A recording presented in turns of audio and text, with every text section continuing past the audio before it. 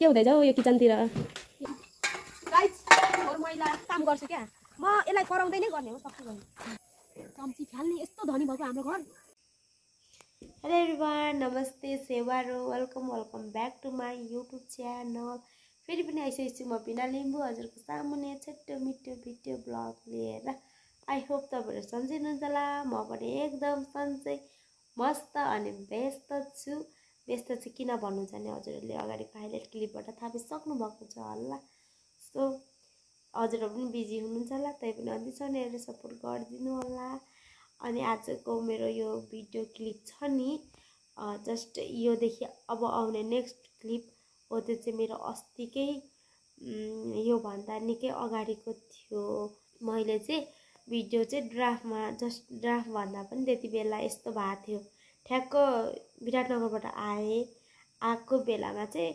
दसैँको मुख परेको थियो त्यति बेला अनि आएर घर सर यताउति थोरै हैन अब देखे जति सरसफाइ थोरै गरेको थियो त्यति बेला अनि फेरि दसैँले पनि छ्याप्प छोपिहालेको थियो त्यही भएर मैले चाहिँ दसैँको अब मोमेन्टहरु हुन्छ नि अब इन्जोय गरेको यताउति त्यही क्याप्चर गर्दा पोस्ट गर्दा यो ब्लग चाहिँ यो भिडियो अहिलेको क्लिप चाहिँ हाल्न भ्याएको थिएन सो मैले मिलाएर हालेको छु मिलाएर हेरिदिनु होला इफ यु डोन्ट माइन्ड यो भिडियो कहाँदेखि कहाँ आएको यताउति मिलाएर लगाउने कोसिस गरेको छु मिलेको छ छैन हजुरहरूले हेरेर कमेन्ट पनि गर्न सक्नुहुन्छ यदि तपाईहरु मेरो युट्युब च्यानलमा नयाँ हुनुहुन्छ भने लाइक कमेन्ट शेयर सब्स्क्राइब गर्न चाहिँ नबिर्सिनु होला सो अब तिहार दसैँ भन्दा तिहार पनि आइहाल्यो तिहारकै मुखमा छ हैन यो मेरो भिडियो दीपावलीको धेरै शुभकामना दिँदै मैले यो मेरो भिडियो पोस्ट गरेको छु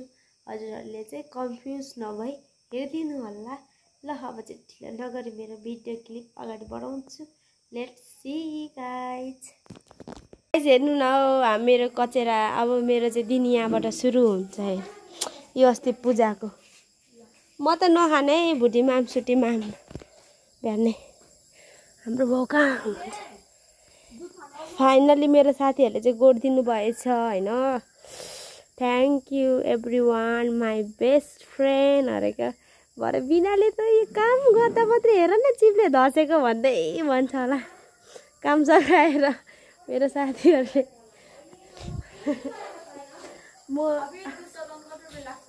म आफ्नो कुरा मतलब आफ्नो कुरा राख्नु अब हुन्छ नि राख्नु छ भने चाहिँ यस्तो बोल्छु अरे मेरो साथीहरूले भनेको हैन तर मलाई चाहिँ त्यस्तो लाग्दैन तर त्यस्तो चाहिँ छु अरे भनेको मतलब अलिक चिप्ले धसेर बोल्छु मतलब न्याउरो पारेर बोल्छु अरे अनि मेरो बोलीबाट नमान्ने कुरा पनि मानम जस्तो लाग्छ अरे हो हैन होला मलाई बाङबुङ बोल्छु जस्तो लाग्छ गुड मर्निङ नसकिने हेर न ड्यास के हुँदैछ हौ यो किचनतिर के हुनु अब हात र मुख जोड्ने कार्यक्रम हुँदैछ सुन्दै हुनुहुन्छ नि मेरो ठुल दिदीले त्यस्तो गर्दै हुनुहुन्छ म चाहिँ मेरो कामतिरै लागिहालेँ वरिपरि ला मलाई देखा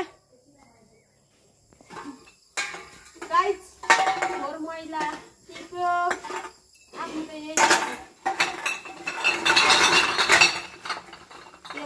कति दिदीहरू थिएर छन् घरमा यस्तोहरू पनि यो कसिङरहरू पनि ननिकाल्ने आमामा कति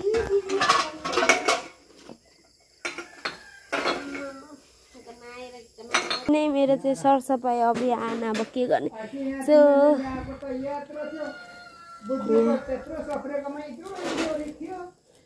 यस्तो झारहरू खानु पर्यो नि त गाइस के गर्ने हामी सबै आफ्नो आफ्नो काममा छौँ मेरो ठुल दिदी उता धन्दा मन्दा छ उता बुवा हात धुँदैछ अनि दिदी धनिया त एक दुई बोट रहेछ त अनि दिदी यो पनि सब्जीमा लाई खानु न यिनीहरू हेर्नु यता हेर्नु यो पत्ता लसुनको बासना पो आउँछ त म त कस्तो मन पर्छ मासु धनियाको पत्ताहरू हेर्नु छिपेर गइसकेछ खानु छैन, केही देख्दैन हौ। खाली दोकानको बजार मात्रै पो त देख्छ। यहाँ घर वरिपरि एउटा दुईटा बोटहरू छ, हेर्नु नि।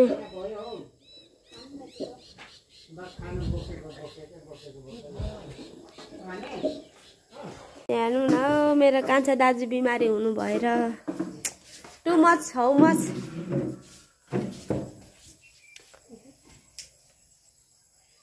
के गरिदिँदै हुनुहुन्छ यहाँ हजुरबाले। बढाल्नु पर्ने, यतै बस्ने, यता शीतल छ। त्यो अघि ज्ञाने बसेको। निस्मा माम्न खै जाने हो? किन?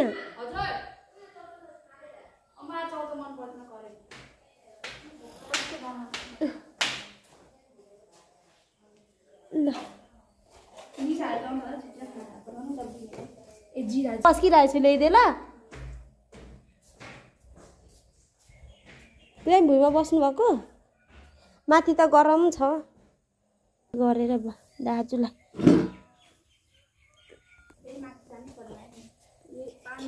म ल्याइदिन्छु। म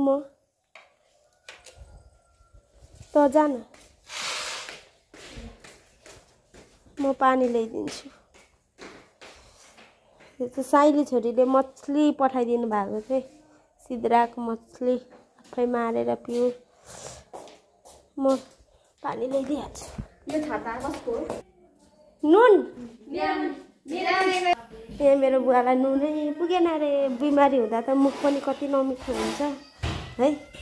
के भयो बिल्ली? What problem? आया बुवा नुन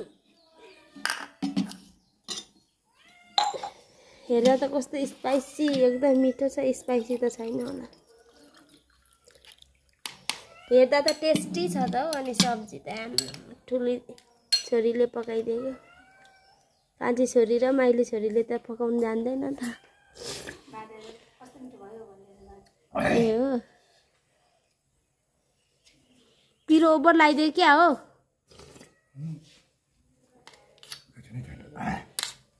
ल बिस्तारै खानु। मजा माथि हो हे। तिमीलाई प्यारो ठाने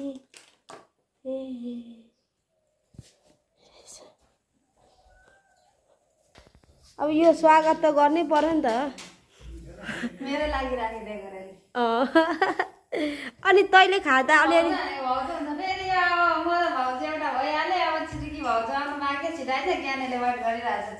अन्त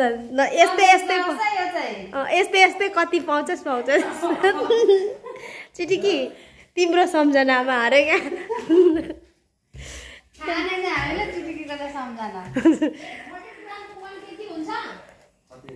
गाई चाहिँ हामीले चाहिँ खायौँ है। कसै सिसाकै गिलासमा खाने अरे नि त। यता हेर्नु त।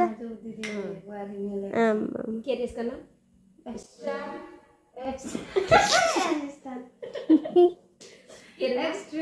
एक्सट्रिम। ओहो, म पनि नेपाल आएर एक्सट्रिम खाने भइसक्यो अब। एस्टाम अरे सुरुको नाम चाहिँ एस्टाम हो कि एक्सट्रिम हो कि के हो? धेरै नदेख्ने यहाँनिर लुकाउनु गर्दा यो त के? यो त जुस त हो नि। यो जुस हो। मलाई त चाहिँदैन। म त जस्तै पनि हुन्छ। एउटा मेरो रुमको बहिनी छ कि खालि जतिकै टिका लुकाएर टिका बनाउँदा। यता चाहिँ दबाई खाँदैछ। 1200 को अहिले मामा भान्जाले चिलिम च्वाट। यस्तो पातलो चाहिँ के खानुपर्ने होला है। हेर्नु न हो गाइज, मेरो निस्मा छोरी नभएको अवस्थामा अब यो धन्दा मैले नै गर्नुपर्ने भएको छ। कसै त उता उपर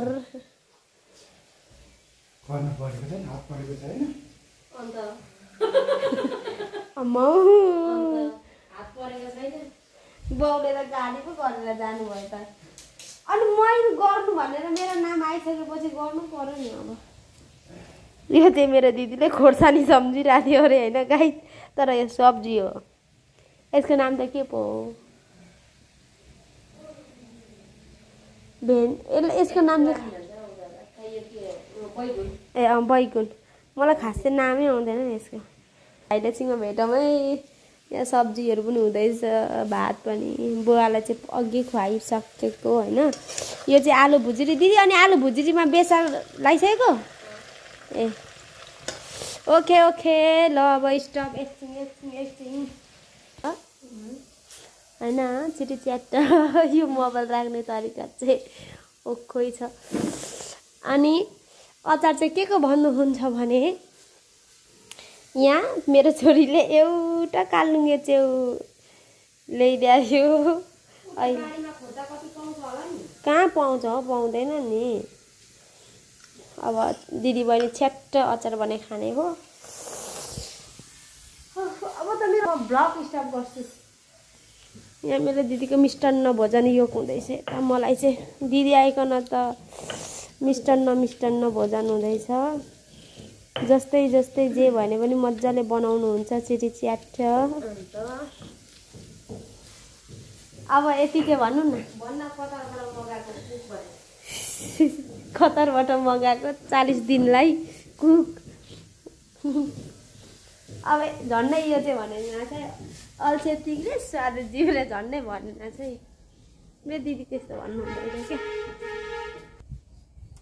ल अब चाहिँ म ढिलो नगरी मेरो ब्लग स्टप गर्छु है अब के गर्ने यस्तै नै छ अब उही घरमा बस्यो होइन ल अब हजुरहरूलाई के कस्तो लाग्यो मेरो ब्लग हेरेर सपोर्ट गरिदिनु भएकोमा मनैदेखि धन्यवाद भन्दै आजको मेरो भिडियो ब्लग स्टप गर्न चाहन्छु फेरि new content new video new ब्लगसँग आउनेछु म बिना लिम्बू अहिलेलाई चाहिँ बाई एभ्रिवान